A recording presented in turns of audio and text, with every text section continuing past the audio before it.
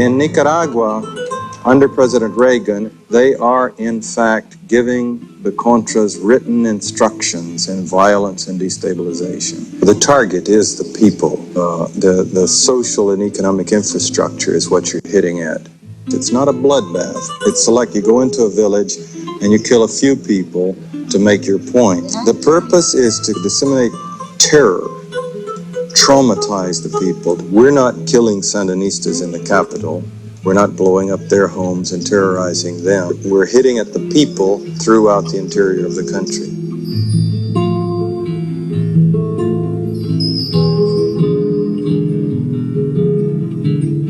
In the early 1980s, when the CIA was working to establish a southern front in Costa Rica in the war against Nicaragua, a relationship was established with John Hull, an American rancher living in Costa Rica.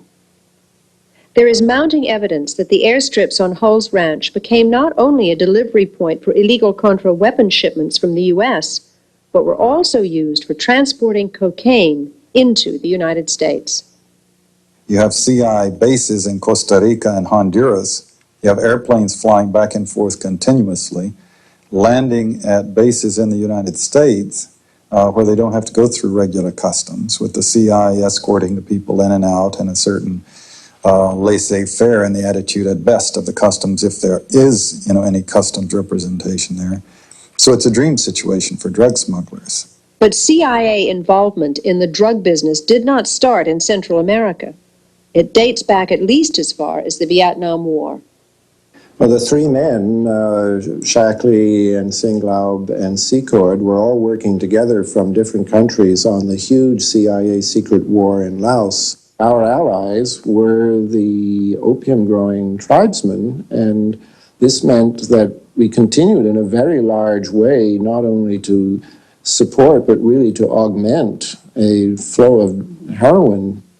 This had to be run with the knowledge and the approval of the people who were in charge of these air operations. And these air operations had been controlled in the 66-68 period by General Secord. The weapons trade and the narcotics trade in the world are two of the top 5 major money-making transactions in the whole world. These two major commodities in the world are hundreds of billions of dollars that go on. So the amount of money that we're talking about here is absolutely gargantuan. And all that the intelligence community, these guys have gone outside the governmental structures, are tapping into hundreds of millions, which they need to run their operations. Do you think the Iran-Contra scandal will have an effect on future government operations?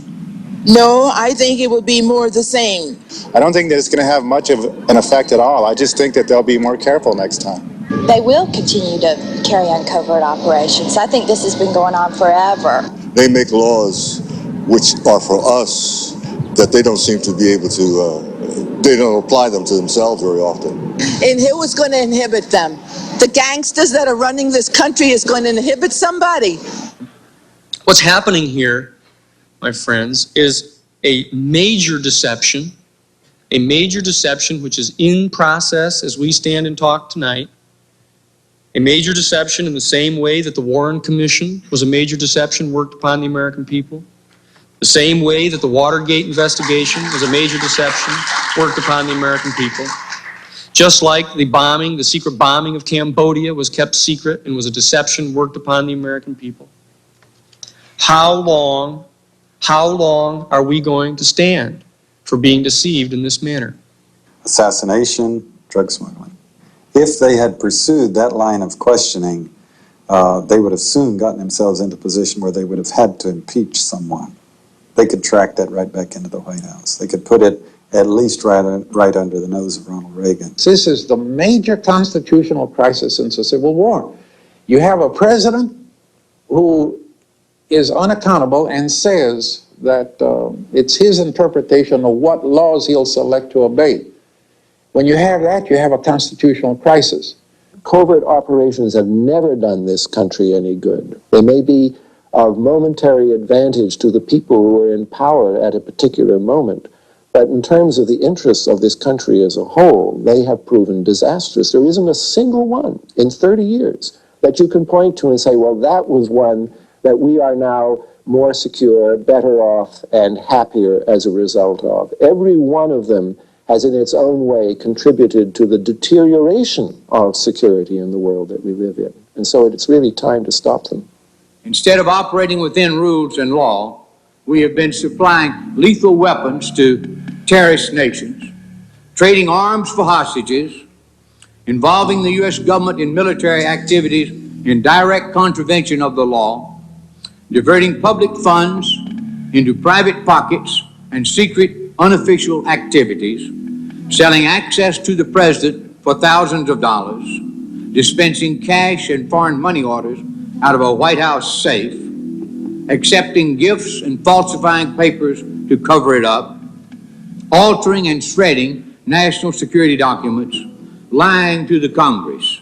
Now, I believe that the American people understand that democracy cannot survive that kind of abuse.